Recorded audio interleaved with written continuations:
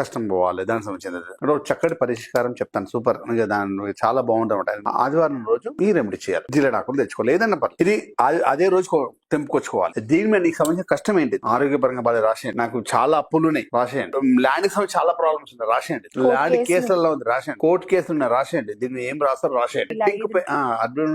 Problem పోయేది. దీని మొత్తం ఇలా రాసి ప్రాబ్లం పోయే, డబ్బు రావాలి, దాని ఇది పోయేది అనమాట. రెడ్ కలర్ పెన్ తోటి ఇది సండే, ప్రతి సండే మా కష్టాలు పోవాలి, మా దరిద్రం పోవాలి, ల్యాండ్ కి సంబంధించిన పోవాలి, ఆరోగ్యరీత్యా అనారోగ్యం ఉన్నది, అనారోగ్యం పోవాలి. ఇది మనకు పోయేదానికి రాశారు. ఇది మొత్తం రెడ్కి వెళ్ళి రాసేసాం.